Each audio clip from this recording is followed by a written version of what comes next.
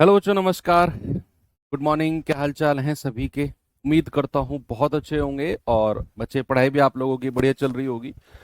तो चलिए भाई, आज अपना नया चैप्टर शुरू करते हैं। और ये जो चैप्टर होगा, ये अपने आप में तो इम्पोर्टेंट है ही है। आने वाले दो चैप्टर्स के लिए भी ये चैप्टर थोड़ा सा ज्यादा इम्पोर्टेंट बन जाता है, क्योंकि इस चैप्टर के बाद सीधा हम स्विच करेंगे अर्थमेटिक की तरफ, जिसमें हम लोग पढ़ेंगे टाइम एंड वर्क, समय कार्य। और समय कार्य में हमें एलसीएम की थोड़ी सी ज्यादा जरूरत पड़ती है, टोटल वर्क निकालने में, कुल कार्य निकालने में। तो वहां एलसीएम हमें नया ना लगे, है ना। तो इसीलिए इस चैप्टर को पहले पढ़ गए और फिर हम उधर चले जाएंगे। तो आपका कितने चैप्टर्स हो चुके हैं? नंबर सिस्टम हो चुका है, उसके अंदर पांचों चैप्टर नंबर सिस्टम के जो है वो कंप्लीट हो चुके हैं आपके। आपका सरलीकरण हो चुका है, आपका सर्ड सिंडेसिस घातांकरणीय हो चुका है ना। एलसीएम एचसीएफ अब हो जाएगा आपका। ये वाला पार्ट एंड होकर यहां से केवल मेंसुरेशन यानी कि क्षेत्रमिति बचेगा एडवांस मैथ से। और फिर हमारा हम अब इसके बाद चलेंगे अर्थमेटिक। सारा घूमकर अर्थमेटिक से फिर हम आ जाएंगे मेंसुरेशन पे, और उस टाइम पर आपका सिलेबस जो है एंड हो जाएगा। बात अगर मैं अर्थमेटिक की करूं, तो सारे चैप्टर्स छोटे छोटे हैं। दो तीन चैप्टर्स हैं जो थोड़े से ज्यादा टाइम लेंगे, लाइक आपका प्रॉफिट लॉस, आपका टाइम स्पीड एंड डिस्टेंस। ये दो तीन चैप्टर हैं जिसमें थोड़ा सा ज्यादा टाइम लगेगा। परसेंटेज हो गया, है ना। बाकी तो चैप्टर ऐसे हैं जिनमें 4 क्लास या 5 क्लास मैक्स टू मैक्स। तो ये चैप्टर भी अच्छा है और थोड़ा सा ना बड़ा भी है। एलसीएम एचसीएफ हालांकि सब लोग छोटा बोलते हैं, मैं कहूंगा ये थोड़ा सा बड़ा चैप्टर है, क्योंकि इसमें समझने वाली चीजें ज्यादा हैं। तो लगभग लगभग अगर मैं आपसे कहूं तो 4 क्लास आपकी एलसीएम एचसीएफ में होंगी। आज की क्लास को इंक्लूड करके 4 क्लास आपकी इस चैप्टर में होंगी, और चारों की चारों बड़ी जबरदस्त, बड़ी धमाकेदार होने वाली हैं। तो चलिए भाई, शुरू करते हैं बिल्कुल बेसिक से। एलसीएम एचसीएफ नाम ऐसा है कि हर बच्चे ने सुना होगा कि एलसीएम एचसीएफ, एलसीएम ले लो इसका, इसका एचसीएफ ले लो। तो उसको आज थोड़ा सा डिटेल में देखते हैं। अगर मैं आपसे कहूं एलसीएम, ठीक है, एलसीएम की फुल फॉर्म क्या होती है भैया? एलसीएम की फुल फॉर्म होती है least least common. L four least, C four common, और लास्ट में M4 क्या होता है? मल्टीपल। मल्टीपल। अभी मैं फुल फॉर्म निकल लिखवाऊंगा, उसके बाद एक टेक्निकल वर्ड पढ़ेंगे हम और फिर आगे चलेंगे। Least common multiple. बच्चे, आपको इतनी अंग्रेजी तो आती है, जरा मुझे लीस्ट का मतलब बताना क्या होता है? लीस्ट, लीस्ट का मतलब होता है सबसे छोटा। सबसे छोटा, सबसे छोटा, सबसे छोटा होना चाहिए। कॉमन का मतलब क्या होता है? मान मान लो कोई एक बंदा है सूरज, वो मेरा और तुम्हारा कॉमन फ्रेंड है। कॉमन फ्रेंड का मतलब वो मेरा दोस्त भी है और तुम्हारा दोस्त भी है। तो कॉमन का मतलब होता है समान। क्या होता है? समान। समान। और मल्टीपल का मतलब क्या होता है? मल्टीपल का मतलब तो अभी हम पढ़ेंगे। इसको हिंदी में क्या बोलते हैं? इसको हिंदी में बोलते हैं गुणज। नाम से ही क्लियर है, नाम से ही क्लियर है ना। तो अगर मैं HCF की फुल फॉर्म आपको बताऊं, HCF का मतलब क्या होता है? Highest, highest. और C4 कॉमन, C4 कॉमन। और F का मतलब क्या है? फैक्टर, फैक्टर, है ना। हाईएस्ट का मतलब क्या होता है बच्चे? सबसे बड़ा, सबसे बड़ा। कॉमन का मतलब क्या होता है? समान।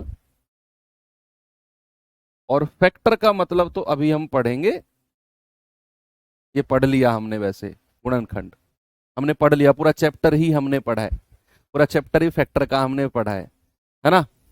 तो यहां पर आपको दो वर्ड नए दिख रहे हैं। देखो, आपके लिए लीस्ट और हाईएस्ट कोई प्रॉब्लम नहीं है, ये आप समझ गए क्या है। आपके लिए कॉमन वर्ड में कोई प्रॉब्लम नहीं है, आप समझ गए क्या है। बात आती है सर इन दोनों, फैक्टर भी आपको पता है, लेकिन इन दोनों वर्ड्स को हम एक साथ पढ़ेंगे अब। कि इन दोनों में डिफरेंस क्या होता है, इनका मतलब क्या होता है, तब जाकर हम एलसीएम एचसीएफ को आगे बढ़ाएंगे। तो बच्चे अगर मैं शुरू करता हूं, मल्टीपल का मतलब क्या होता है? मल्टीपल, मल्टीपल जिसको हम कहते हैं क्या? गुणज। क्या कहते हैं? गुणज। मल्टीपल का मतलब होता है बच्चे, मान लो फॉर एग्जाम्पल मैंने आपसे बोला कि जरा मुझे बताना 3 के मल्टीपल कौन कौन से होंगे। 3 के मल्टीपल, यहीं से ही आपको मैं एलसीएम की तरफ लेकर चलूंगा, देखना यहीं से ही, और आपको रटना कुछ पड़ेगा ही नहीं, कुछ भी रटना नहीं पड़ेगा। आप मुझे बताओ गुणज का मतलब क्या होता है? देखो बड़ी सिंपल सी भाषा में अगर मैं आपसे कहूं, सभी लोग ग्रामीण क्षेत्र से बिलोंग करते हो, गुणज का मतलब होता है पहाड़े। पहाड़े मतलब टेबल। टेबल, टेबल पता है ना? पहाड़े जिनको बोलते हैं, 3 एकम 3, 3 दूनी 6, 3 तिया 9, वो संख्या, वो संख्या जो 3 से विभाजित हो जाए, वो संख्या जो 3 से विभाजित हो जाए। जैसे 3 से स्टार्ट करते हैं, 3 एकम 3, 3 दूनी 6, 3 तिया 9 और 3 चौके 12, और ये संख्या कहां तक जा सकती है? सर ये संख्या इनफानाइट तक जा सकती है। ऐसे तो इनफानाइट अनगिनत संख्या होंगी सर जो 3 से कटती हुई जाएंगी, बिल्कुल हो सकती हैं। बच्चे अगर मैं आपसे कहता हूं जरा मुझे बताना 6 के फैक्टर कौन कौन से होंगे? 6 एकम 6, 6 दूनी 12, 6 तिया 18, 6 चौके 24, और ये भी सर चलते जाएंगे इनफानाइट टाइम्स तक। जरा मुझे बताना 15 के फैक्टर, 15 के मल्टीपल कौन कौन से होंगे? 15 एकम 15, 15 दूनी 30, 15 तिया 45, 15 चौके 60, और सर ये भी मल्टी इनफानाइट टाइम्स तक चलते जाएंगे। तो यहां से हम एक बात तो सीखे कि जो मल्टीपल्स होते हैं उनको हम काउंट कर ही नहीं सकते। मान लो अगर मैं आपसे कहने लगूं कि फलाने नंबर का मल्टीपल बताओ कितने होंगे, क्या आप मुझे बता सकते हो? नहीं। आप कहोगे सर मल्टीपल तो अनगिनत तक जाते हैं, उनको हम काउंट कर ही नहीं सकते। तो यहां से हम एक नई बात सीख गए कि multiple can not be counted. हम ये बता सकते हैं कि ये संख्या इसका मल्टीपल है, लेकिन ये नहीं बता सकते कि 3 के कितने मल्टीपल होंगे, क्योंकि भाई ये तो चलते जाएंगे इनफाइनाइट टाइम्स तक, है ना? तो फिक्स मल्टीपल नहीं होते हैं। आपको अगर मैं कहूं n के मल्टीपल बताना जरा, आप कहेंगे सर n, n के मल्टीपल 2n, 3n, और ये चलते जाएंगे कहां तक? इनफाइनाइट टाइम्स तक। ठीक है भैया? तो अगर मैं आपसे कहूं n के मल्टीपल, n कोई मैंने संख्या मान लिया, n की जगह कुछ भी हो सकता है, n के मल्टीपल या n के गुणज क्या होंगे? एक सिंपल भाषा में लिख रहा हूं मैं, वो संख्या, वो सभी संख्या, वो सभी संख्याएं जो n से विभाजित हो जाएं, जो n से विभाजित हो जाएं, वो सभी क्या हो जाएंगी? वो सभी हो जाएंगी भैया n के मल्टीपल हो जाएंगे। तो मल्टीपल वर्ड आपको क्लियर है? मल्टीपल वर्ड क्लियर है कि क्या होता है मल्टीपल? अब मल्टीपल के साथ साथ एक फैक्टर वर्ड भी जुड़ता है। हालांकि फैक्टर आपके लिए कोई नया वर्ड नहीं है, लेकिन फिर भी हम देख लेते हैं।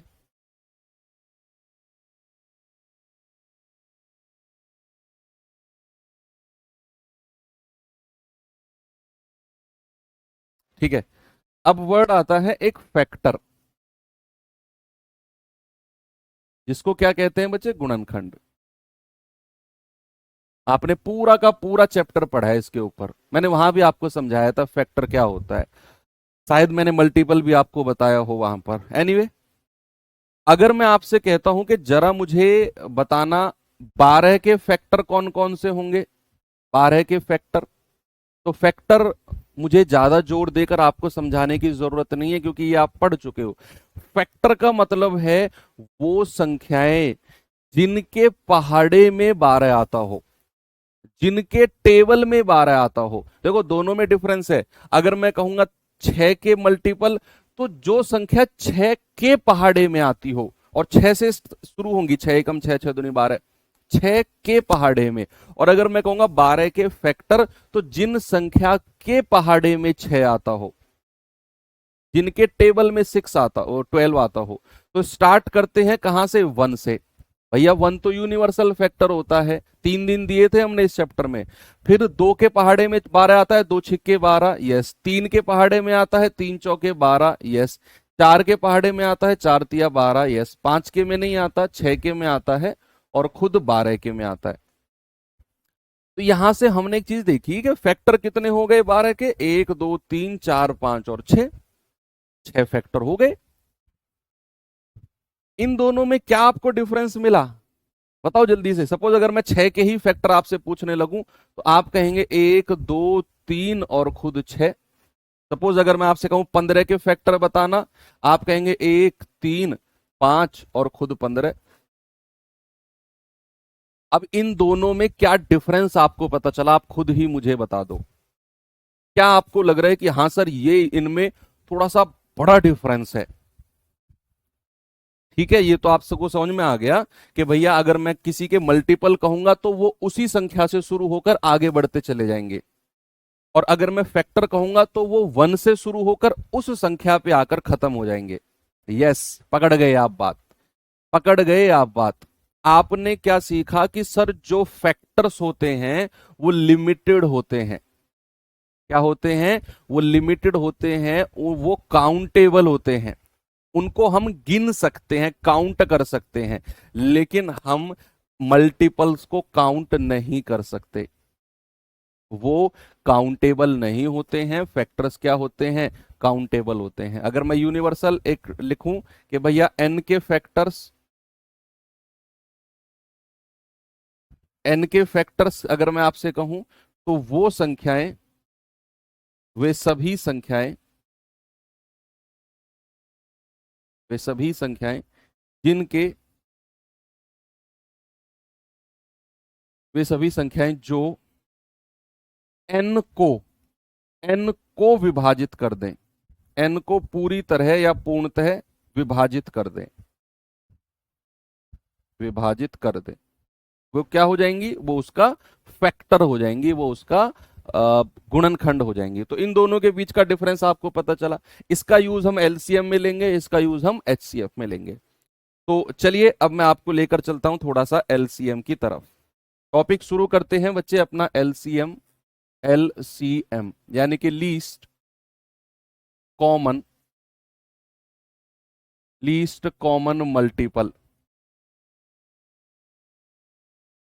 सबसे छोटा समान और गुणज। इसको लघुत्तम समापवर्त्य भी बोलते हैं। ठीक है, अब मैं आपको कुछ सवाल देता हूं, एक एग्जाम्पल से हम शुरू करेंगे, और फिर मैं समझाऊंगा कि वो लीस्ट कॉमन मल्टीपल आया कहां से, और फिर हम एक मेथड सीखेंगे यूनिवर्सल, वो आपने बचपन से सीखा है, और फिर हम आगे बढ़ जाएंगे। मैं कुछ संख्या देता हूं। मैंने बोला है आपसे 8 12 और, हाँ, 8 और 12 के मुझे एलसीएम बताओ। मैंने कहा 8 और 12 का एलसीएम क्या होगा? 8 और 12 का। तो आप कहेंगे कि सर 8 का पहाड़ा पढ़ना शुरू कर दो। 8 एकम 8, 8 दूनी 16, 8 तिया 24, 8 चौके 32, 8 पंजे 40, 8 छिंग 48, 8 सत्ते 56, 8 अट्ठे 64, और ये बढ़ता चला जाएगा आगे तक ऐसे ही। फिर आपने देखा 12 का पहाड़ा, 12 एकम 12, 12 दूनी 24, 12 तिया 36, 12 चौक 48, 12 पंजे 60, 12 छिंग 72, और ये आगे बढ़ता चला जाएगा। हमने क्या किया? हमने पीछे से स्टार्ट करेंगे। हमने मल्टीपल निकाल दिए, हमने मल्टीपल्स निकाल दिए। 8 के मल्टीपल ये हो गए, और 12 के मल्टीपल ये हो गए। दोनों के अलग अलग हमने मल्टीपल निकाल दिए। अब आती है बात किसकी? कॉमन की। किसकी आती है बच्चे? कॉमन की। तो इनमें कॉमन कौन कौन से हैं उन पे मैं सर्किल बना दूंगा। जैसे 24 कॉमन है, उसके बाद में 48 कॉमन है, और आगे भी बहुत सारी संख्या कॉमन मिलती चली जाएंगी। हमने कॉमन का भी काम खत्म कर दिया, मल्टीपल का भी कर दिया। अब बात आती है लीस्ट। बहुत सारे बच्चे कंफ्यूज हो जाते हैं कि सर 48 भी तो एलसीएम हो सकता है। भैया जब भी ऐसा कंफ्यूजन तुम्हारे दिमाग में आए ना, सुनो, जब भी ऐसा कंफ्यूजन दिमाग में आए, तो एलसीएम के ये वर्ड पे चले जाना। इसका मतलब क्या होता है? लीस्ट। इन दोनों में लीस्ट कौन सा है, छोटा कौन सा है? भैया ये है हमारा लीस्ट। लीस्ट, और यही मेरा क्या हो जाएगा? यही मेरा एलसीएम हो जाएगा, दैट इज 24। आपने क्या किया? आपने मल्टीपल्स अलग अलग निकाले, फिर आपने इन दोनों में जो कॉमन था उन पे सर्किल कर दिया, और फिर जैसे ही इस वर्ड पे आप आए लीस्ट, आप तुरंत समझ गए एलसीएम क्या हो जाएगा। लीस्ट वाला नंबर इन दोनों में ये है, तो यही मेरा एलसीएम हो जाएगा। ठीक है भैया। एलसीएम के केस में हमेशा याद रखना, सबसे छोटी वाली संख्या जो कॉमन मल्टीपल होगी वही मेरा आंसर होगी। अब सर क्या हम इसी तरीके से एलसीएम निकालेंगे हर सवाल में? इसी तरीके से एलसीएम निकालेंगे क्या हम हर सवाल में? नहीं। एलसीएम निकालने का तरीका तो वही है जो चौथी पांचवी क्लास में हमको सिखाया गया था, उसी तरीके से आपको निकालना है। सपोज अगर मैं आपसे कहता हूं कि 18, 24 और 36, इनका एलसीएम बताओ क्या होगा? 18, 24 और 36 का एलसीएम। भाई आप देखो ऐसे भी कर सकते हो, 18 एकम 18, 18 दूनी 36, 18 तिया 54, 18 चौक 72, 18 पंजे 90, और आगे बढ़ जाओ। 24 एकम 24, 24 दूनी 48, 24 तिया 72, 24 चौके 96, 24 पंजे 120, आगे बढ़ जाओ। फिर आप कहेंगे 36 एकम 36, 36 दूनी 72, 36 तिया 108, 36 चौके 144, आगे बढ़ जाओ। आपको देखना है शुरुआत से कॉमन कौन सा है। क्या 36 कॉमन है तीनों में? नहीं। क्या कॉमन दिख रहा है? मुझे तो ये कॉमन दिख रहा है 72। 72 से पहले कोई भी इन तीनों में कॉमन नहीं है। 36 इन दोनों में तो है लेकिन इसमें नहीं है, तो आपका एलसीएम क्या हो जाएगा? 72। इससे भी आगे और भी संख्या मिलेंगी जो इन तीनों में कॉमन होंगी, लेकिन हमें तो लीस्ट, सबसे छोटी संख्या से मतलब है। एक तो तरीका ये हो गया, लेकिन क्या सर एग्जाम में हम ऐसे निकालेंगे? नहीं बच्चे, एग्जाम में हम क्या निकालेंगे? देखो हाँ, एक चीज और आप यहां पर सीखो, ऑप्शन एलिमिनेट करने के लिए, जल्दी आंसर लाने के लिए सुनना। हमारा जो एलसीएम आया है 72, क्या वो 18 से भी कट रहा है? 18 चौके 72। क्या वो 24 से भी कट रहा है? 24 तिया 72। क्या वो 36 से भी कट रहा है? 36 दूनी 72। इन तीनों संख्या से कट रहा है ना एलसीएम। ये बात याद रखना, जब मैं क्वेश्चन कराऊंगा उस टाइम में आपको याद दिलाऊंगा ये बात फिर से, कि जो एलसीएम है वो हमारी तीनों गिवन संख्या से कट रहा है। तो ऑप्शन एलिमिनेट करने के टाइम पर ये चीज मैं फिर से आपको याद दिलाऊंगा। अभी आप दिमाग के किसी कोने में इस बात को सेट कर लो कि सर इस बात को आगे डिस्कस करेंगे। अब क्या सर हम इसी तरीके से करेंगे हर सवाल को? नहीं बच्चे, आपको तो वही अपना पुराना तरीका करना है जो हम पांचवी छठी क्लास में पढ़ के आए थे, क्योंकि इस तरह के सवाल आजकल नहीं बनते हैं। आपको बस बेसिक एलसीएम निकालना आना चाहिए। आपको बेसिक एलसीएम निकालना आना चाहिए। आप इस तरीके से करेंगे। भाई 2 से स्टार्ट करो, 2 नाम 18, 2 12 24, और 2 से जाएगा 18 36। क्या 2 से फिर से जाएं? ये 2 से नहीं कट रहा, ऐसे ही नीचे लिख दो। 2 छिक्के 12, 2 नाम 18। फिर 2 से जाएं क्या? ये 2 से नहीं कट रहा, ऐसे लिख दो। 2 तिया 6, और ये 9, ऐसे ही लिख दो। अब 3 से जाएं क्या? 3 तिया 9, 3 एकम 3, 3 तिया 9। अब फिर 3 से चले जाओ, 1 1 और 1। ये तरीका सबको आता है ना, फैक्टराइजेशन मेथड। अब जो इधर संख्या हमको मिली है इनको आपस में मल्टीप्लाई कर दो, कि 2 गुणा 2 गुणा 2 गुणा 3 गुणा 3। कितना आ गया बच्चे? ये हमारा एलसीएम आ गया। 2 दूनी 4 दूनी 8 तिया 24 तिया 72। क्या हमारा जो एलसीएम है वो 72 आ गया? यस। अब अगर ऐसी छोटी संख्या हो, देखो ऐसी जो संख्या आपके सामने है ना, ये संख्या आपको अगला चैप्टर जो हम पढ़ेंगे ना, टाइम एंड वर्क, उसमें बहुत देखने को मिलेंगी बच्चे। ये उसमें भर भर के देखने को मिलेंगी। तो सर वहां पर कोई क्या ऐसी ट्रिक है कि एलसीएम हम थोड़ा सा जल्दी निकाल सके? हाँ, लेकिन वो छोटी संख्याओं का है, ऐसी छोटी संख्याओं का। मान लो अगर कोई बड़ी संख्या आ गई 3 डिजिट 4 डिजिट, उसमें आपको इसी तरीके से जाना पड़ेगा। लेकिन अगर कोई छोटी संख्या है तो उनका एलसीएम, जैसे 18, 24 और 36 है, मुझे इसका एलसीएम ना बिना इस टेबल को बनाए निकालना है, बिना इस टेबल को निकाले। तो सर कोई ऐसी ट्रिक है क्या कि एलसीएम जल्दी आ जाए? बिल्कुल है। क्या है वो? आप देखो इन तीनों में सबसे बड़ी संख्या कौन सी है?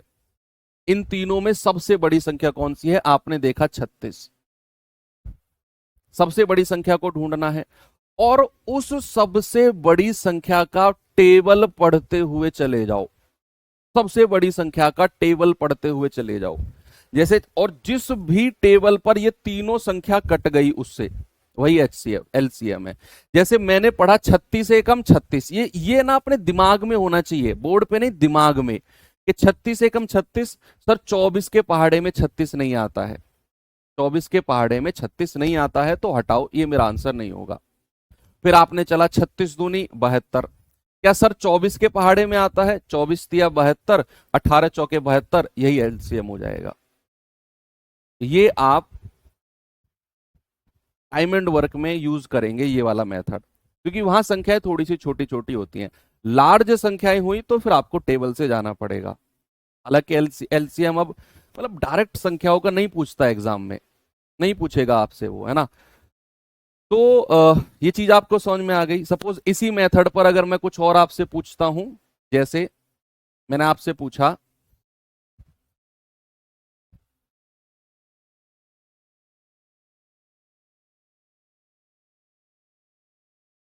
15, 30 और 60, बताना जरा मुझे क्या इसका एलसीएम होगा? जल्दी से बताओ। तो आपने क्या करना है, सबसे बड़ी संख्या को उठाना है। सबसे बड़ी संख्या कौन सी है बच्चे? 60। फिर आपने देखना है 60 एकम 60, 60 का पहाड़ा पढ़ना शुरू कर दो। 60 एकम 60, क्या ये 30 के पहाड़े में आता है? 30 दूनी 60, यस। क्या ये 15 के पहाड़े में आता है? 15 चौके 60, यस। तो यही मेरा एलसीएम हो जाएगा। यही मेरा क्या हो जाएगा? यही मेरा एलसीएम हो जाएगा। इस तरीके से आपने चलना है। एक दो एग्जांपल और करा दूं ऐसे ही। इसको आप वैसे भी कर सकते हो, 15, 30, 60 को भाई 15, 30 और 60, तो कॉमन ले लो, जो मैक्सिमम कॉमन आ सके उसको कॉमन ले लो, जो तीनों संख्या से कॉमन आ जाए एलसीएम। इस टेबल को और शॉर्ट करने का तरीका बता रहा हूं, जो तीनों से कॉमन आप निकाल सकते हो। जैसे 15, 15 एकम 15, 15 दूनी 30, 15 चौके 60। अब दो से आ जाओ, एक, एक, दो दूनी 4। अब दो से आ जाओ, एक, एक और एक, इनको गुणा कर दो, 15 दूनी 30, 30 दूनी 60, कितना आ गया एलसीएम? 60। ऐसे भी आप कर सकते हो, ठीक है। चलें आगे थोड़ा सा। आपको अगर मैं संख्या दूं, नंबर दूं, तो जैसे 11, 22 और 55, मैंने कहा बताना जरा इसका एलसीएम क्या होगा, बताओ जल्दी से।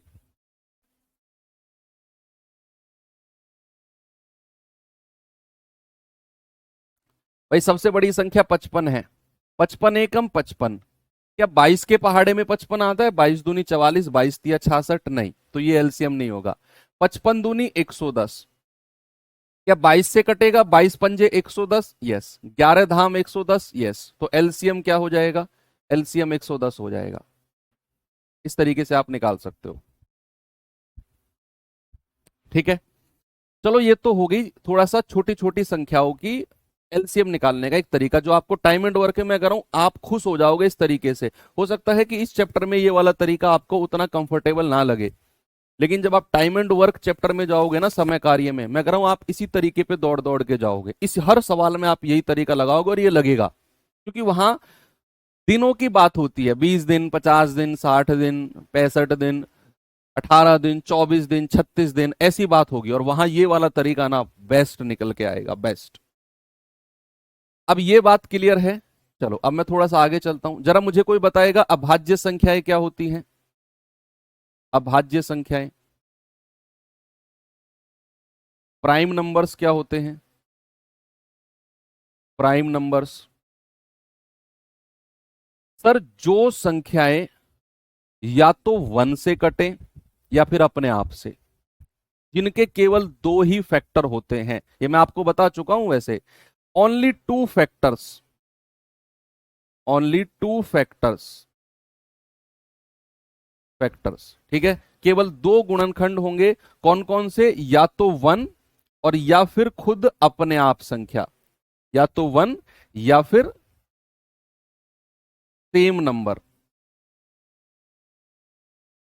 सेम नंबर, जिस नंबर की मैं बात करूंगा। जैसे मान लो मैंने कहा पांच, तो पांच के दो ही फैक्टर हैं, या तो वन है या फिर खुद पांच है। और किसी संख्या के पहाड़े में पांच आएगा नहीं, किसी भी संख्या के टेबल में पांच नहीं आता है। पांच के बाद पांच से पहले तीन हो गया, फिर दो हो गया। और ये मैंने ये भी बताया था, सबसे छोटा इवन प्राइम नंबर, सबसे छोटा और एकमात्र सम अभाज्य संख्या दो होती है। इसके बाद सात, फिर 11, फिर 13, फिर 17, और ये संख्या चलती चली जाएंगी, संख्या चलती चली जाएंगी, ठीक है। तो बच्चे अब आपको एक स्टेटमेंट याद रखना है कि अभाज्य संख्याओं का, अभाज्य संख्याओं का एलसीएम, का एलसीएम उनका गुणनफल होता है, उनका गुणनफल होता है।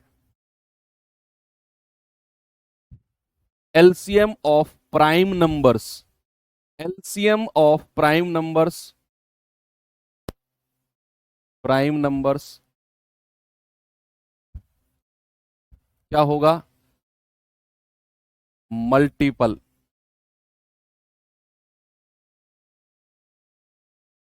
Multiple of the numbers, multiple of the numbers, multiplication of the numbers, sorry, multiplication of the numbers,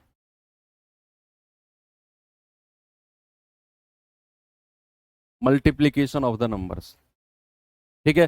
suppose अगर मैंने आपसे कहा पांच और सात, मैंने कहा बताओ इनका एलसीएम क्या होगा, तो आपने सोचना ही नहीं है, दोनों की दोनों प्राइम नंबर है, अभाज्य संख्या है, तो एलसीएम क्या हो जाएगा सर? 5 गुणा 7 कितना हो जाएगा? 35, 35। सपोज अगर मैंने कहा मुझे जरा बताना 7, 11 और 13, एलसीएम कितना हो जाएगा? भाई तीनों की तीनों अभाज्य संख्या है, तीनों की तीनों प्राइम नंबर्स हैं कि नहीं? तीनों की तीनों क्या है? प्राइम नंबर्स हैं। तो इनका एलसीएम क्या हो जाएगा? 7 गुणा 11 गुणा 13, 7 गुणा 11 गुणा 13, ये हो जाएगा इनका मल्टीपल, ओ सॉरी एलसीएम, ठीक है। ये सब बच्चों को पता है सर, ठीक है। तो फिर आप यहाँ क्या कर रहे हो अगर आपको पता है तो? भाई मैं तो इसी तरीके से चलने वाला हूँ भाई। देखो अगर आपको ये अजीब लग रहा है, बच्चों वाली बातें लग रही है, लग रहा है कि सबको पता है, तो प्लीज आप जा सकते हैं मेरी क्लास में, तो आप फ्री होल्ड हो, शायद आप पहली बार जुड़े हो। एनीवे आगे बढ़ते हैं। मैं एक फ्लो में चलता हूं बच्चे, ऐसा नहीं है कि मैं ये सब छोड़ के आगे बढ़ जाऊं सीधा सवालों पे, मैं ऐसा चलूंगा ही नहीं। आपको शायद ये बुरा लग सकता है, लेकिन नहीं, मैं अपने फ्लो में ही चलता हूँ। चाहे मेरे पास एक बच्चा पढ़ेगा ना मेरी क्लास में लाइव, तब भी मैं इसी एनर्जी के साथ पढ़ाऊंगा, क्योंकि मैं कभी लाइव काउंट देखता ही नहीं हूँ। मुझे अब भी नहीं पता कितने बच्चे लाइव है, मैं वो ऊपर छुपा के रखता हूँ। चाहे वो 10 बच्चे लाइव हो, चाहे 10,000 हो, चाहे 1 लाख हो, मुझे फर्क नहीं पड़ता है, क्योंकि मैं लाइव अगर देखूंगा तो मेरा फ्लो टूटेगा, इसलिए मैं लाइव देखता ही नहीं हूँ। अगर लाइव नहीं देखूंगा तो मेरे फ्लो पर कोई फर्क नहीं पड़ेगा, समझो आप इस बात को, ठीक है भाई। तो ये बात आपको क्लियर है कि अभाज्य संख्याओं का एलसीएम उनका गुणनफल होता है। अब मैं कुछ क्वेश्चंस आपको देता हूं, ठीक है। तो एलसीएम के हम कुछ सवाल कर लेते हैं, फिर हम बात करेंगे एचसीएफ की, एचसीएफ की बात करेंगे, और एचसीएफ के बाद फिर हम अभाज्य संख्याओं पर फिर से आएंगे, को प्राइम नंबर्स के पास फिर से आएंगे हम।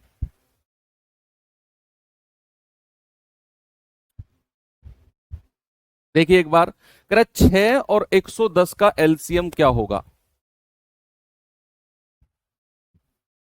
याद करो उस बात को। आपने डिविजिबिलिटी रूल पढ़ लिया ना, पढ़ा दिया ना मैंने आपको। मैं कह रहा हूं एलसीएम एचसीएफ की धज्जियां उड़ा दोगे आप। डिविजिबिलिटी रूल अगर आपने पढ़ा है, मैंने पढ़ाया आपको, तो आप एलसीएम और एचसीएफ चैप्टर की धज्जियां उड़ाने वाले हो, समझो। मैंने अभी थोड़ी देर पहले कहा था कि इस बात को दिमाग के किसी कोने में रख लो, तो रखी या निकाल दी? क्या बात थी वो बात थी कि जो 6 और 110 का एलसीएम होगा ना, वो 6 से भी कटेगा और 110 से भी कटेगा। अब मैं यहां डिविजिबिलिटी रूल की मदद लेने वाला हूं। अगर आपको एलसीएम के इतने बड़े बड़े टेबल मेथड से बचना है ना, तो डिविजिबिलिटी रूल आपके लिए रामबाण है भैया। मैंने ये स्पेशल क्लास रामबाण क्लास में भी कराई है, यूट्यूब पर आप सर्च करना रामबाण क्लास। 8 क्लास मेरी पढ़ी हैं, उसमें एक एलसीएम एचसीएफ वाला भी है डिविजिबिलिटी रूल से, जो मैंने सवाल कराए हैं वहां। ओके, तो मैंने आपसे बोला कि जो 6 और 110 का एलसीएम होगा वो 6 से भी कटेगा, 110 से भी कटेगा। ये बात आपके दिमाग के किसी कोने में रखवाई थी मैंने। अब अगर कोई संख्या 110 से कटती है, तो क्या आप मुझे ये बता सकते हो कि वो 11 से भी कटेगी और 10 से भी कटेगी? डिविजिबिलिटी में कंपोजिट नंबर का डिविजिबिलिटी बताया था मैंने, कंपोजिट मिश्रित संख्याओं की विभाज्यता मैंने आपको बताई थी। तो अगर संख्या 11 से कट रही है, तो आप इन ऑप्शन में उन संख्याओं को उठा लो जो 11 से कटती हैं, जो 11 से कटती हैं। सर 11 तिया 33 बात बन सकती है, 11 चौके 44 बात बन सकती है, 11 छिक्के 66 बात बन सकती है। क्या ये संख्या 11 से कटती है? नहीं, ये संख्या 11 से कटती ही नहीं है। अब आपको पता है कि अगर कोई संख्या 6 से कट रही है तो वो 3 से भी कटेगी और 2 से भी कटेगी। अगर संख्या 3 से कट रही है तो भैया अंकों का योग, तो 3 और 3 6 हो सकता है, 4 और 4 8, ये हमारा 3 से नहीं कटता, ये मेरा आंसर नहीं होगा। 6 और 6 12, ये हो सकता है। अब ये दोनों ऑप्शन लास्ट में बच गए, लेकिन हमें कौन सा चाहिए? हमें चाहिए लीस्ट। क्या चाहिए? इस बात को मत भूलना कभी भी, हमको लीस्ट चाहिए। तो इन दोनों में लीस्ट कौन सा है? यही है। तो हमारा आंसर क्या हो जाएगा? 330। और ये कैलकुलेशन सेकंडों में होती है दिमाग में। आपको लग रहा होगा सर इसमें तो बहुत टाइम लगेगा, नहीं, ये 10 सेकंड के अंदर अंदर हो जाएगी, जब आपकी प्रैक्टिस बहुत सारी होगी। आपने तुरंत सवाल देखा, 11 का मल्टीपल 2 हटाए, तुरंत 3 का मल्टीपल 1 हटाया, दोनों में लीस्ट ये लगा दिया। ये 10 सेकंड से भी कम में हो जाएगा जब आपकी प्रैक्टिस बहुत ज्यादा हो जाएगी। डिविजिबिलिटी रूल को आप जब ऑप्शन में लगाने लग जाओगे तब। अब अगर आप इसको करना चाहो तो आप ऐसे कर सकते हो, 6 और 110 का, है ना भाई। अगर मैं जाऊं 2 से, तो 2 तिया 6, 2 पंजे 10, 2 पंजे 10। अब 3 से जाएंगे तो 1 और 55। अब 55 से जाएंगे तो 1 और 1, गुणा करेंगे 3 दूनी 6 गुणा 55, तो 6 पंजे 30, 6 पंजे 30 और 3 33। आप ऐसे भी कर सकते हो, ठीक है। वेरी गुड, आगे बढ़े। इस सवाल पे आना जरा। डिविजिबिलिटी रूल लगाना है यहां पर। इतनी सारी संख्याओं का एलसीएम निकालने को बोला है ना, सबसे पहले डिविजिबिलिटी ढूंढो किसकी? 9 की। अगर आपको कोई संख्या दी हुई है, सुनो सामने देखो भाई साहब, सामने आपको अगर कोई संख्या दी हुई है और उन बोला हुआ है कि इनका एलसीएम निकालो,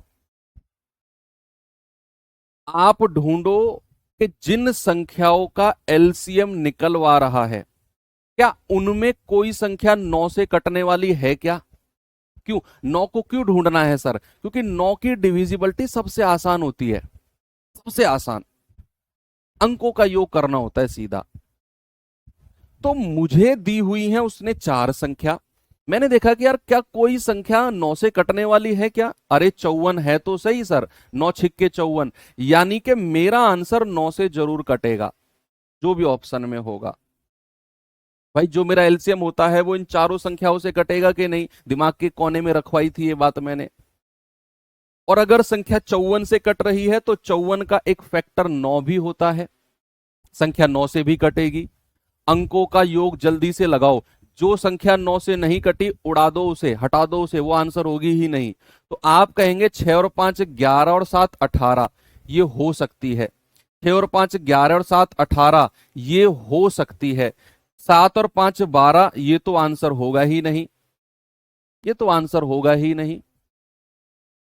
फिर आप गए कि 7 5 12 और 6 18, ये भी हो सकता है। एक ऑप्शन हमने हटाया।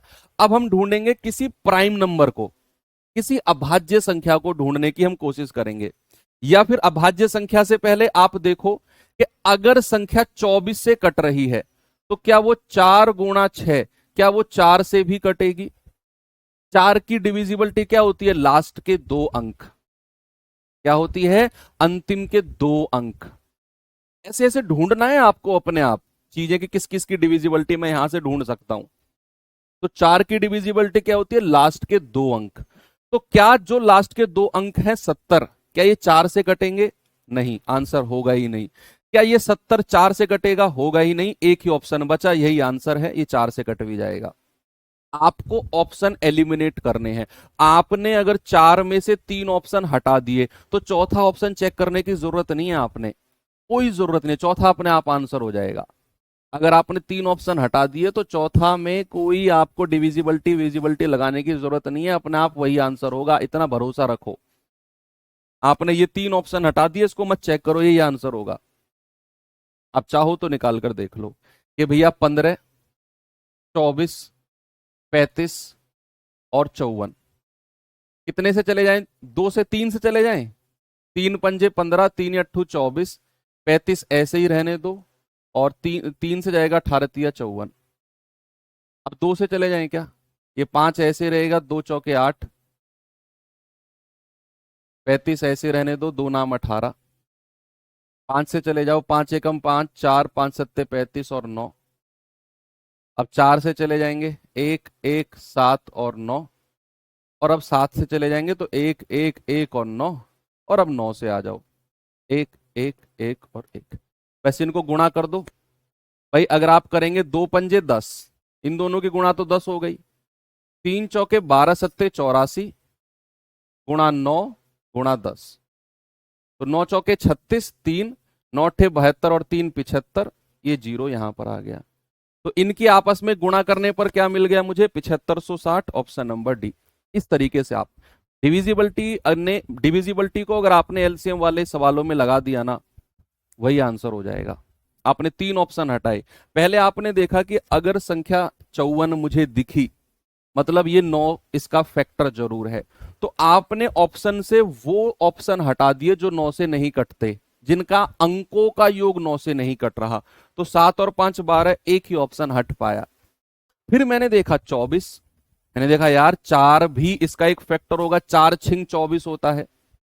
तो मेरा आंसर 4 से भी कटना चाहिए, जो मेरा ऑप्शन होगा। तो लास्ट के 2 अंक 4 से नहीं कटे इन दोनों के, ये दोनों हटा दिए, चौथा ऑप्शन मैं चेक नहीं करूंगा, वही आंसर होगा, वही मेरा आंसर हो जाएगा। आगे बढ़े, चलो आगे चलते हैं। ये सवाल जल्दी से आप मुझे आंसर बताएंगे इसका क्या होगा, सभी लोग।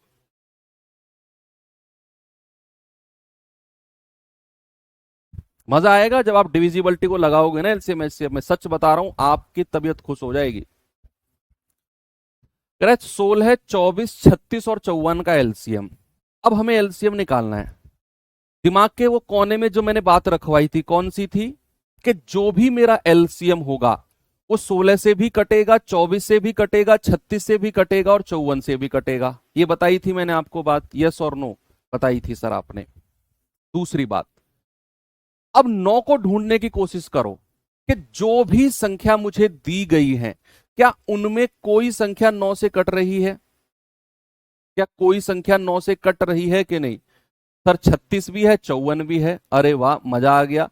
तो सर यहां पर तो मैं देख सकता हूं कि मेरा जो आंसर है वो 9 से कटना चाहिए।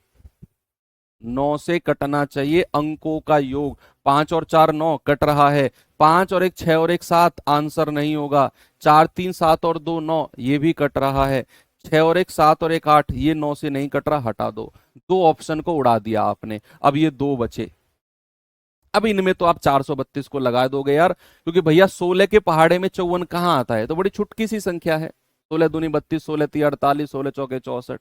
ये 16 से कटती ही नहीं है, सीधी सीधी चेक कर लो इसको। तो एक ही बची, यही मेरा आंसर होगा। मजा आया? आपको कोई एलसीएम का मेथड लगाने की जरूरत पड़ी ही नहीं। आप चाहो तो इस तरीके से कर लेना। कि 16, 24, 36 और 54। भाई दो से जाएंगे, दो अट्ठे 16, दो से जाएंगे 12, दो से जाएंगे 18, दो से जाएंगे 27। फिर दो से चले जाओ, दो चौके 8, दो छिक्के 12, दो नाम 18 और 27। फिर दो से चले जाओ, दो दूनी 4, दो तिया 6, 9 और 27। और फिर दो से चले जाओ, 1, 3, 9 और 27। अब तीन से चले जाओ, एक एक, तीन तिया 9, तीन नाम 27। अब तीन से जाएंगे, एक एक एक और तीन तिया 9। अब तीन से जाएंगे तो एक एक एक एक। ठीक है, अब इनको गुणा कर दो। दो दूनी 4, दूनी 8, दूनी 16, 16 तिया 48, 48 गुणा 3 गुणा 3 गुणा 9। कितना आ जाएगा? 9 अट्ठे 72, 7 9 चौक 36 और 7 43, 432। Option number C. ऐसे भी आप लगा सकते हो। दोनों मेथड आपके सामने है। आगे अगर मैं बढ़ूं आपको लेकर, तो करेंगे बच्चे सवाल को जरा।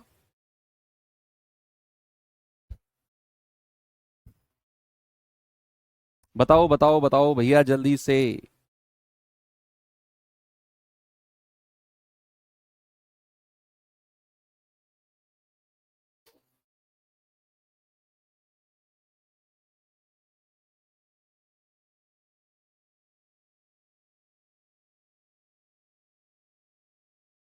ये तो सिंपल है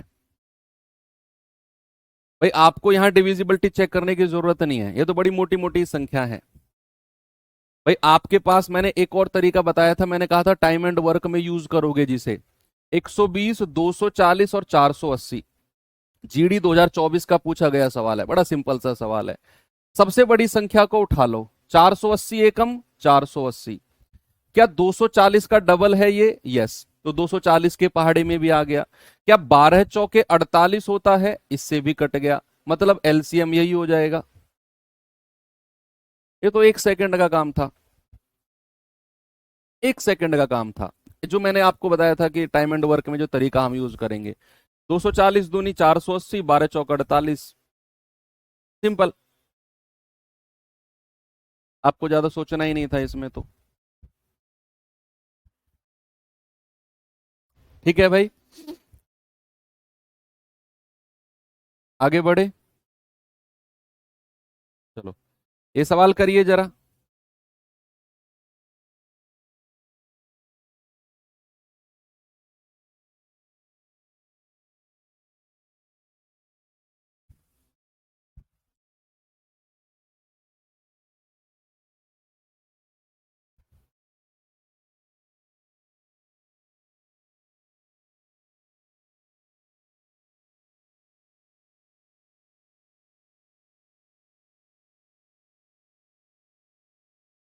बताओ भाई, बताओ बताओ बताओ बताओ बताओ।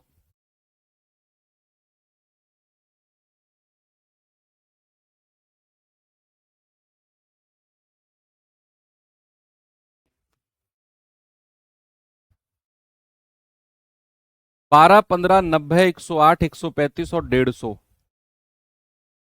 का एलसीएम क्या होगा? एलसीएम।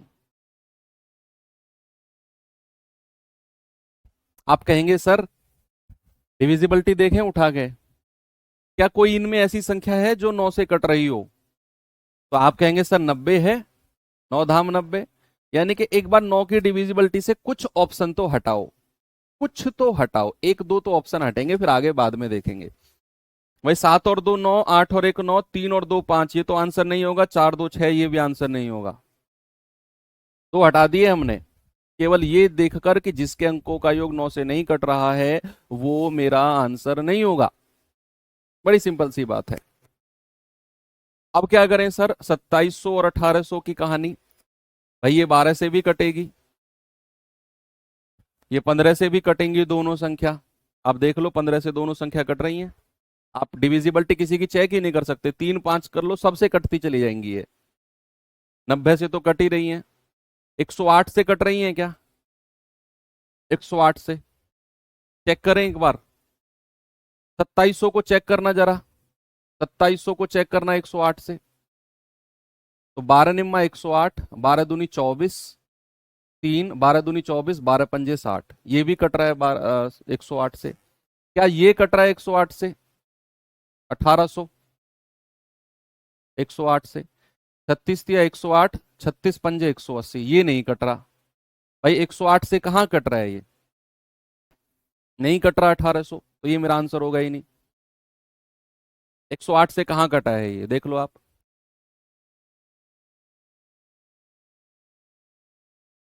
तो मेरा आंसर क्या हो जाएगा, 2700 हो जाएगा। आगे आपको चेक करने की जरूरत ही नहीं है, जरूरत ही नहीं है आगे चेक करने की। आपने एक एक करके देखा है, सारे ऑप्शन एलिमिनेट कर दिए। आप चाहो तो इस तरीके से अपनी रफ कॉपी में कर लेना भैया। आपको मैं होमवर्क दे रहा हूं ये। 12, 15, 90, 108, 135 और 150।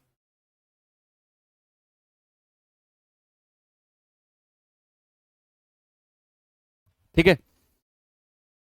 देखो और एक तरीका मैं आपको बताता हूं, बहुत सारे तरीके हैं ना एलसीएम निकालने के, और तरीका बताता हूं। जब भी आपको नंबर्स ज्यादा दिए हो ना, जैसे यहां नंबर ज्यादा है, 1 2 3 4 5 6 संख्या है, और मुझे इनका एलसीएम निकालना है, तो आप पता है क्या करो, आप दो दो संख्या का एलसीएम जिसका आसानी से निकाल सकते हो उनको ना ग्रुप में ले लो। जैसे मुझे पता है कि 15 और 90 का जो एलसीएम होगा वो 90 ही होगा, क्योंकि 15 छिक्के 90 होता है, तो ये 90 को यहां लिख लो। फिर मुझे पता है कि 12 और 108 का जो एलसीएम होगा वो 108 ही होगा, 12 निम्मा 108 होता है। फिर 135 को अलग लिख लो और 150 को अलग लिख लो। अब इनका एलसीएम ले लो। 6 संख्याओं से मैंने 4 संख्या बना दी आपकी। ऐसे मतलब आप कर सकते हो। मैं एक तरीका बता रहा हूं आपको कि जब भी संख्या ज्यादा हो ना, तो आप दो दो तीन तीन संख्या को उठा लो जिनका एलसीएम बड़ी आसानी से आप निकाल सकते हो। उनका एलसीएम 1 लिख लो, बची हुई संख्या को एज इट इज लिख लो। तो ये आप करना, ये ना ये आप करना तरीका, ऐसे आप कर सकते हो। ये मैं हल्का सा एक आपको आइडिया दे रहा हूं। तो चलिए आगे चलते हैं, बात करते हैं बच्चे अब एचसीएफ की। बात करते हैं अब एचसीएफ की। हमने एलसीएम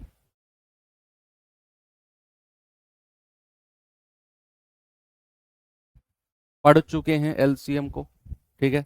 अब बात आती है किसकी बच्चे, एचसीएफ की, यानी कि highest highest common highest common और फैक्टर,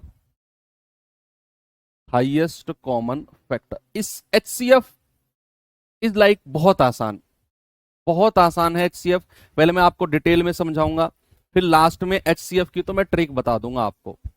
मैं कह रहा हूं हर सवाल में लगेगी, हर सवाल में वो ट्रिक लगेगी, लेकिन बताऊंगा लास्ट में। अभी आप पढ़ो हाईएस्ट कॉमन फैक्टर। सपोज मैंने आपसे बोला कि मुझे बताना जरा 6, 12 और 18 का एचसीएफ। तो एचसीएफ जब भी आप अलग अलग संख्याओं के निकाल रहे हो, तो आपको सबसे पहले इस 6 के फैक्टर कौन कौन से होते हैं, 1 2 3 और खुद 6। 12 के कौन से होते हैं, 1 2 3 4 6 और 12। 18 के कौन कौन से होते हैं, 1 2 3 6 9 और 18। ये मैंने फैक्टर्स निकाल दिए इनके।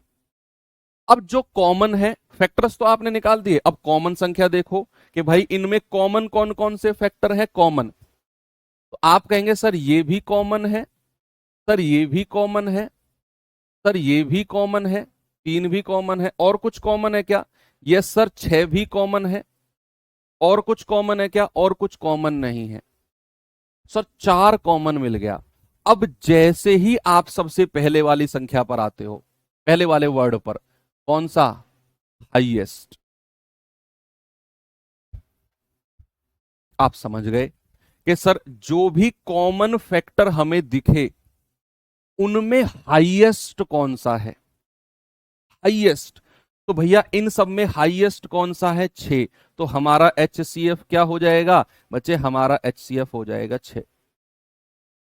कॉमन फैक्टर से मतलब नहीं है, जो हाईएस्ट हो वो होता है आपका एचसीएफ। वो क्या होता है, वो होता है आपका हाईएस्ट कॉमन फैक्टर, महत्तम समापवर्तक।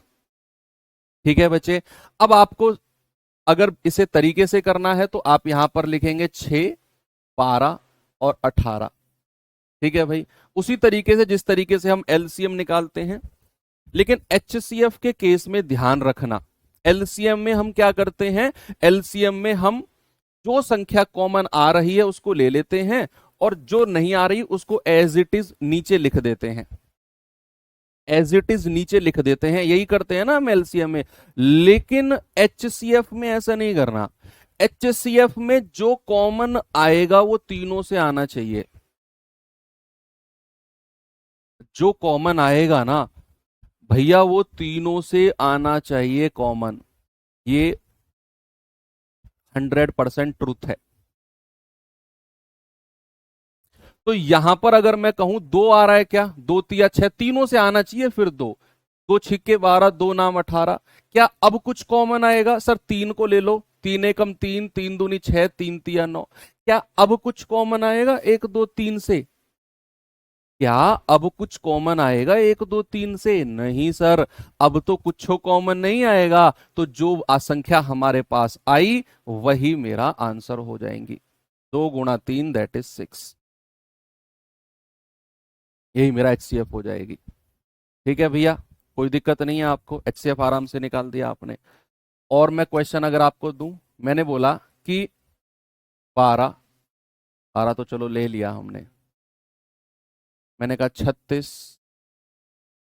45, 72 और 90, इनका HCF बताओ मुझे क्या होगा, बताइए। 36, 45, 72 और 90,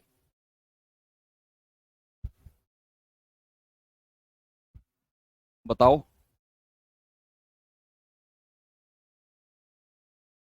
और फिर इसमें मैं आपको वो ट्रिक बताऊंगा।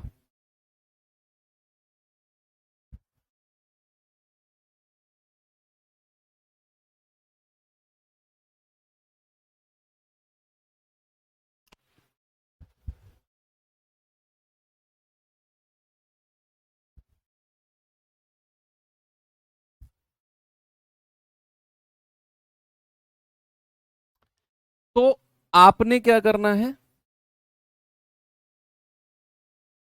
भाई, किससे स्टार्ट करें? तीनों सबसे कॉमन आना चाहिए, तो दो तो कॉमन नहीं आएगा क्योंकि 45 से दो नहीं बन पाएगा। तीन को उठाएं क्या, 12 तिया 36, तीन से जाएगा 15 तिया 45, तीन से जाएगा 24 तिया 72 और तीन से जाएगा 30 तिया 90। फिर तीन आ रहा है मुझे लग रहा है, ये तो तीन चौके 12, तीन पंजे 15, तीन अट्ठू 24 और तीन धाम 30। अब कुछ कॉमन आ रहा है क्या? मुझे नहीं लग रहा अब कुछ कॉमन आएगा, आप देख लो, कुछ कॉमन नहीं है। अब कुछ भी कॉमन नहीं है तो भैया आपका HCF यही हो जाएगा, 3 × 3 दैट इज 9, ये आपका HCF है। अब मैं बताता हूं ट्रिक, पेन को रख दो साइड में और सामने देखो, मजा आएगा। अब ट्रिक 36, 45, 72, 90 संख्या याद रखना, 36, 45, 72 और 90।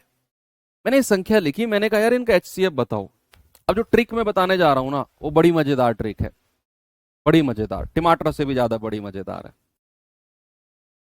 तो आपने क्या करना है, ये जितनी भी संख्या आपके दी होंगी ना उनमें दो सबसे नजदीक संख्या ढूंढो, जिनका डिफरेंस, जिनका अंतर सबसे कम हो, ऐसी दो संख्या ढूंढो।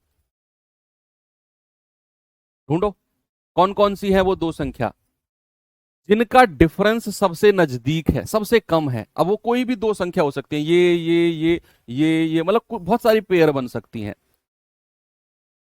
तो जिनका डिफरेंस, जिनका अंतर सबसे नजदीक है,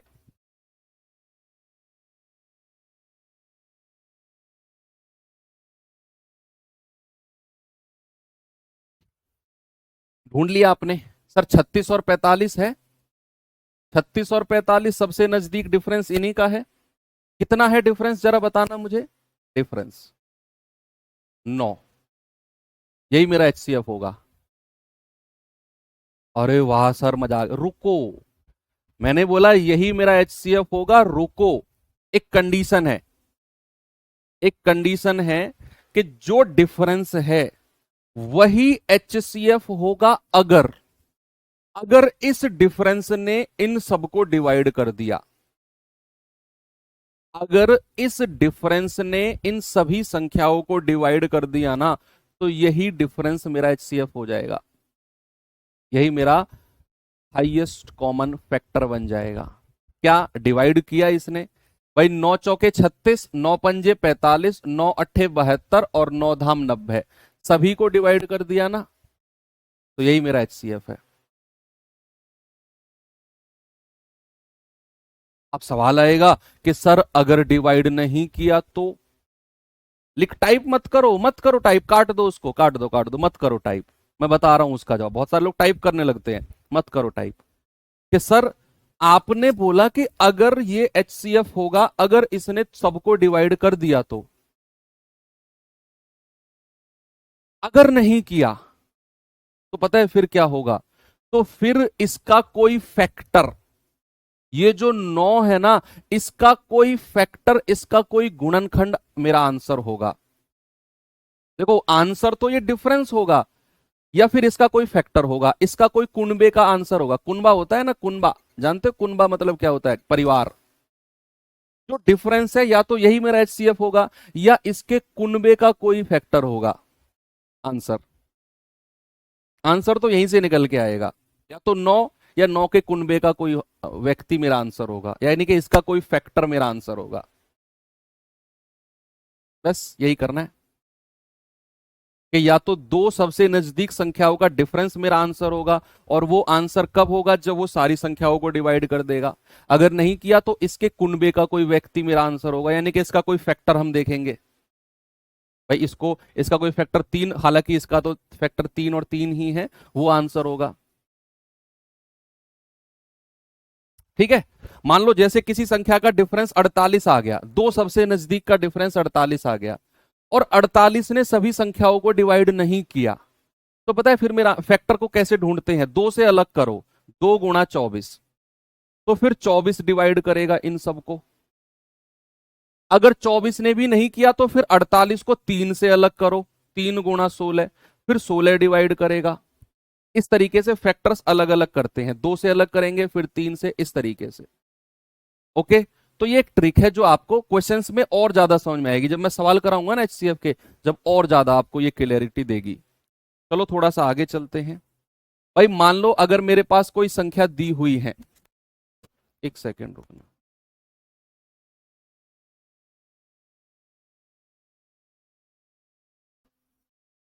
मान लो मेरे पास कोई संख्या दी हुई है, ये अगला कॉन्सेप्ट समझा रहा हूं मैं आपको,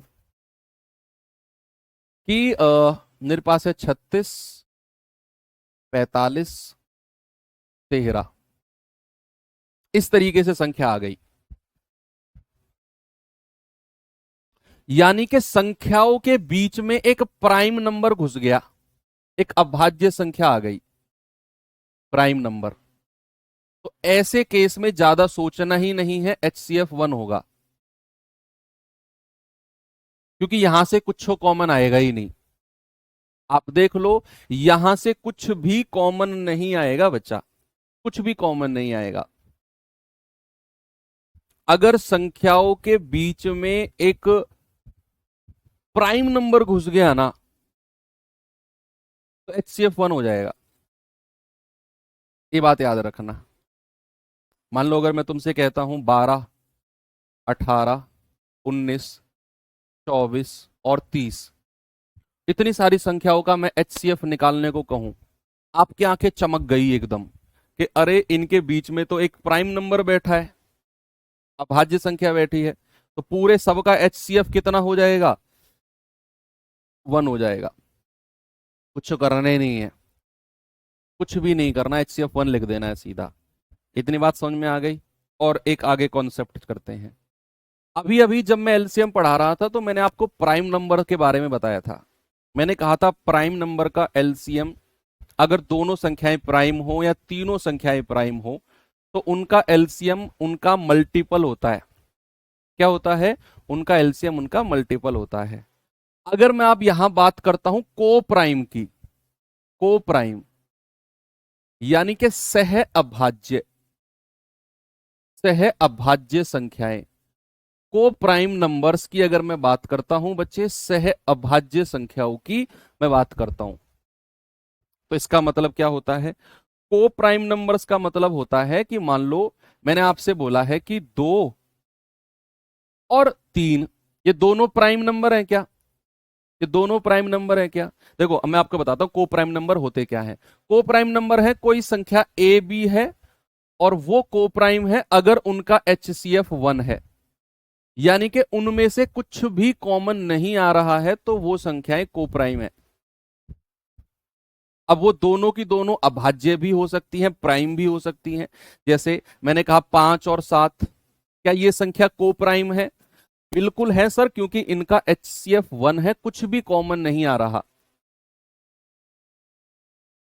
कुछ भी कॉमन नहीं आ रहा तो इनका एचसीएफ क्या हो जाएगा, इनका एचसीएफ 1 हो जाएगा, तो ये को प्राइम हो गई।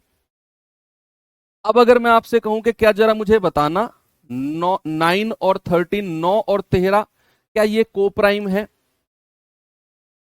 यस और नो में जवाब बताओ। क्या अगर मैं यहां पर लिखता हूं 9 और 13 क्या ये को प्राइम है? बताओ, सोच समझ के बताना, यस और नो। 9 एक अभाज्य संख्या नहीं है, इसीलिए मैं कह रहा हूं सोच कर बताना।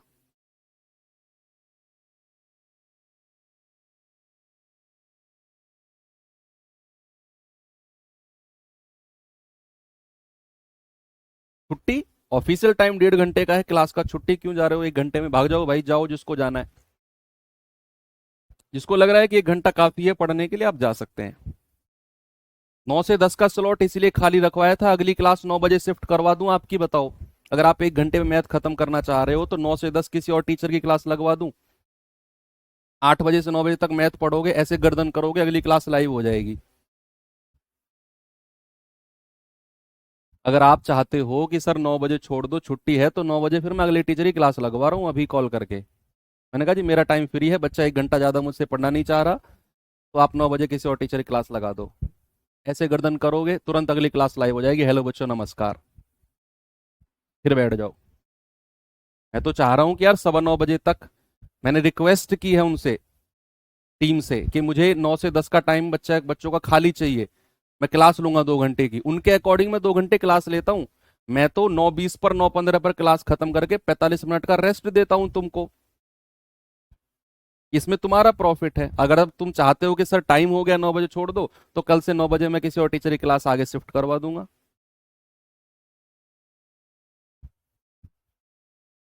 ऑप्शन आपके हाथ में है जो आपको करना है।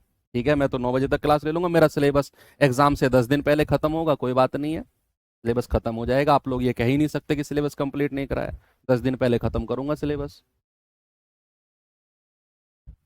सब कुछ घूम फिर के फायदा भी आप ही का है हर चीज में, और सब कुछ घूम फिर के नुकसान भी आप ही का है, प्रॉफिट भी आपका, लॉस भी आपका। चलो, जैसे आपने कहा सर 9 और 13, सर ये को प्राइम है क्योंकि यहां से एचसीएफ नहीं, सॉरी एचसीएफ क्या, कुछ भी कॉमन नहीं आ रहा, तो यहां एचसीएफ क्या हो जाएगा, एचसीएफ हो जाएगा 1। क्या हो जाएगा, एचसीएफ हो जाएगा 1। भैया को प्राइम है, बेशक ये संख्या हमारी अभाज्य नहीं है, 9 हमारा अभाज्य संख्या नहीं है, लेकिन फिर भी जैसे ये 13 के साथ जुड़ेगी और एचसीएफ 1 आया, तो ये दोनों संख्या हमारी को प्राइम हो जाएंगी। ये दोनों संख्या क्या हो जाएंगी, हमारी को प्राइम हो जाएंगी। अब जैसे आपको मैं कोई रेशियो देता हूं, मैंने कहा 2, 3 और 5, ये रेशियो है 3 संख्याओं का। जरा मुझे इनका एचसीएफ बताना, एचसीएफ क्या होगा, और मुझे इनका एलसीएम भी बताना क्या होगा। सभी लोग एचसीएफ भी बताएंगे और एलसीएम भी बताएंगे।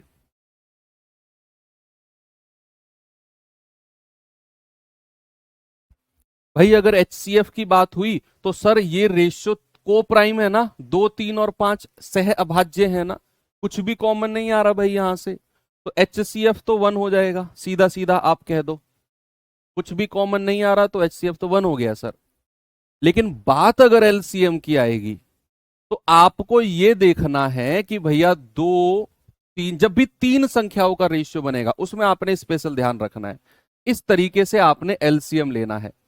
1, 3 और 5, 1, 1 और 5, और फिर 5 से 1, 1 और 1, एलसीएम कितना हो जाएगा, 2 गुणा 3 गुणा 5 गुणा 5। 5 तिया 15 दूनी 30। इस तरीके से तीन संख्याओं का रेशियो जब भी बनेगा तो एलसीएम इस तरीके से लेना है। दो में तो हम डिसाइड कर लेते हैं, दो में तो हम डिसाइड कर लेते हैं एलसीएम क्या होगा, लेकिन तीन संख्याओं के केस में ध्यान रखना है आपने। तीन संख्याओं के केस में इस तरीके से, जैसे मैं आपको दे दूं 2, 3 और 4। अब यहां आप मुझे बताओ एचसीएफ क्या होगा और एलसीएम क्या होगा। एचसीएफ और एलसीएम दोनों बताना है आपने। बताओ what is the HCF and what will be the LCM.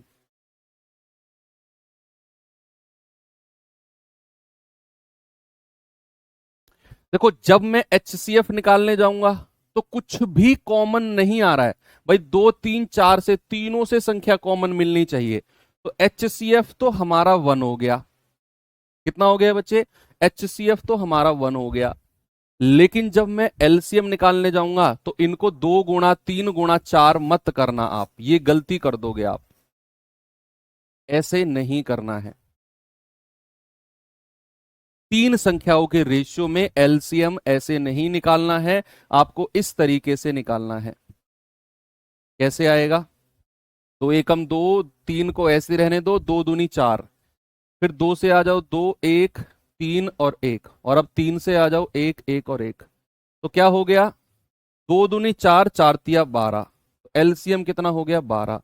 लेकिन अगर आप तीनों संख्या की मल्टीप्लाई करते तो क्या मिलता आपको? 24, जो कि गलत हो जाता। तो जब भी तीनों संख्याओं का रेशियो रहेगा तो एलसीएम आपको इस तरीके से निकालना है। ये आएगा सवाल, और इस सवाल ने एग्जाम में फंसाया भी है बच्चों को। ये सवाल का जवाब बताओ जल्दी से, मुझे आंसर बताएंगे क्या होगा।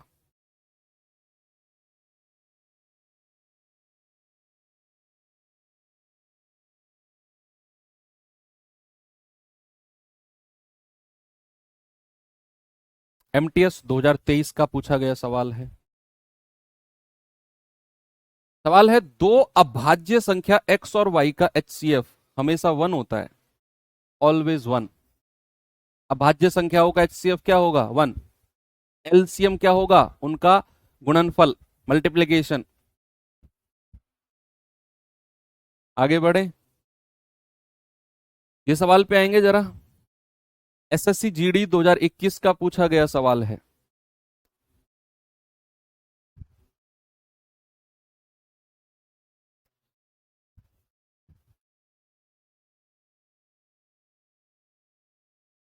सवाल कह रहा है 108 और 198 का एचसीएफ क्या होगा?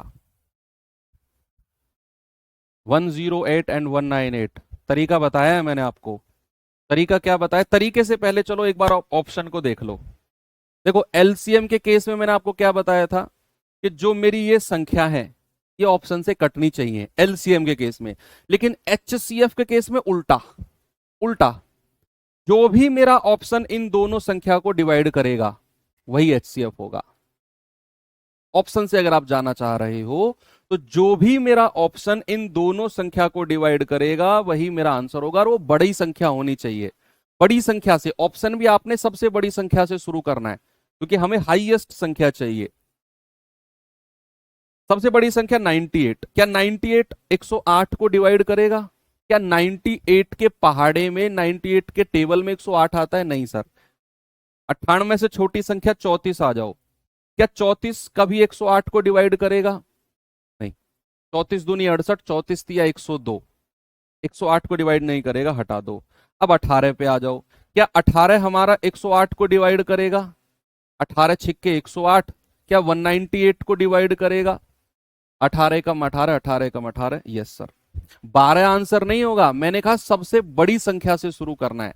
बेशक 12 ने भी इन दोनों को डिवाइड कर दिया, बेशक कर दिया हो, हालांकि किया नहीं है, लेकिन बेशक कर दे, लेकिन हमें उससे बड़ी संख्या चाहिए अगर है तो, क्योंकि हमें हाईएस्ट कॉमन फैक्टर लेना है। तो ये तो हो गया ऑप्शन एलिमिनेशन। ऑप्शन से कर सकते हैं आप। ऑप्शन से नहीं कर सकते हैं तो फिर आप इस तरीके से जाओ, 108 और 198। भाई दो से चले जाएं, क्या दो कॉमन आ रहा है? क्या दो पंजे 10, दो चौके 8, दो नाम 18, दो नाम 18। क्या अब कुछ कॉमन आ रहा है? देखो 9 मुझे कॉमन दिख रहा है, 9 6 54, 11 नाम 99। क्या अब कुछ कॉमन आ रहा है? नहीं। तो जो भी मेरा HCF है इन दोनों संख्याओं का मल्टीपल ही होगा। 2 × 9 दैट इज 18। और तीसरा तरीका क्या है, जरा वो भी देख लो। तीसरा तरीका है, आप यहां दोनों संख्या को लिखो, 108 और 198। आप इन दोनों का डिफरेंस ले लो। डिफरेंस, अंतर। डिफरेंस क्या है बच्चे? इनका डिफरेंस है 90। अब मैंने आपसे बोला कि या तो डिफरेंस मेरा आंसर होगा, और अगर डिफरेंस आंसर है तो भैया वो इन दोनों को डिवाइड करेगा, जो कि किया ही नहीं। भाई 90 108 को कहां काट रहा है? नहीं। फिर मैंने एक बात और कही थी कि अगर डिफरेंस आंसर नहीं है तो भैया जो डिफरेंस है ना, उसके कुनबे का, उसके घर का ही कोई व्यक्ति मेरा आंसर होगा। कुनबे का या फिर घर का मतलब क्या है कि इसका कोई फैक्टर, इसका कोई गुणनखंड। तो आप मुझे बताओ कौन सी संख्या 90 का फैक्टर है? क्या 12 90 का फैक्टर है? नहीं। क्या 98 90 का फैक्टर है? नहीं। क्या 34 90 का फैक्टर है? नहीं। 18 पंजे 90 है ना भैया, 5 × 18, 18 एक फैक्टर है 90 का, यही मेरा आंसर होगा। ये तरीका मैंने बता दिया कि अगर डिफरेंस ने दोनों संख्या को डिवाइड नहीं किया तो डिफरेंस का कोई फैक्टर, उसके घर का कोई व्यक्ति मेरा आंसर होगा। तो डिफरेंस केवल 18 पंजे 90, हमें 18 ही मिला है, यही मेरा आंसर होगा। ठीक है भाई, आगे चलें। ये टाइप तो खत्म कर लें, 2 3 सवाल और हैं इसमें।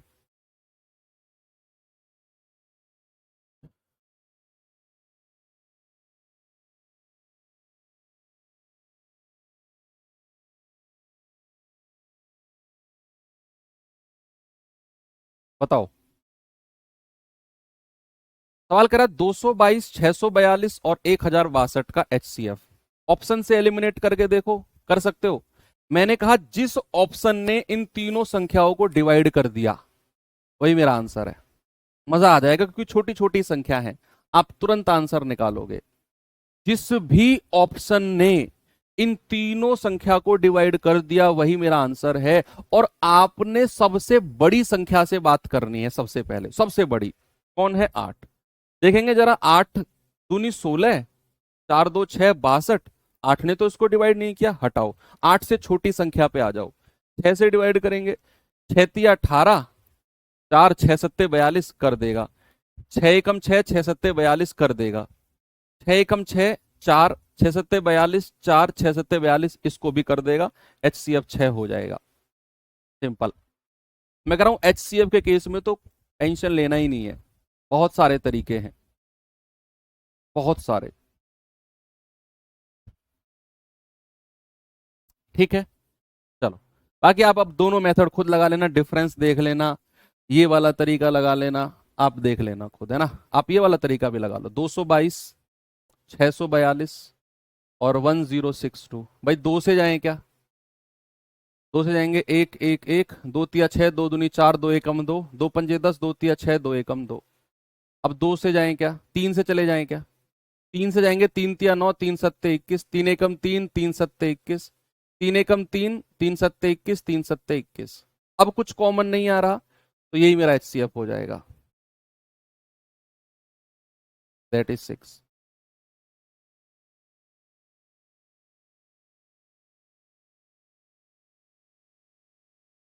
चलो, ये सवाल अब आप करना खुद से, मैं होमवर्क दे के जा रहा हूं आपको।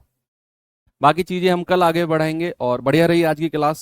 जो लोग आज की क्लास करेंगे कल की क्लास उन्हीं को ही समझ में आएगी। जो लोग डायरेक्ट कल की क्लास में मिलेंगे वो चिल्लाएंगे क्या पढ़ रहे हैं, क्या करवा रहे हो। ऐसे तो लोग चिल्लाते रहेंगे, है ना। पीछे से स्टार्ट, हमेशा कोई भी चैप्टर आप पढ़ रहे हो बीच में से जुड़ोगे हमेशा परेशान रहोगे। एटलीस्ट उस चैप्टर की पहली क्लास से जुड़ो, अगर आप ऊपर से नहीं आना चाहते हो तो। ठीक है, बाकी मिलते हैं बच्चे कल के सेशन में। थैंक यू, बाय बाय, जय हिंद।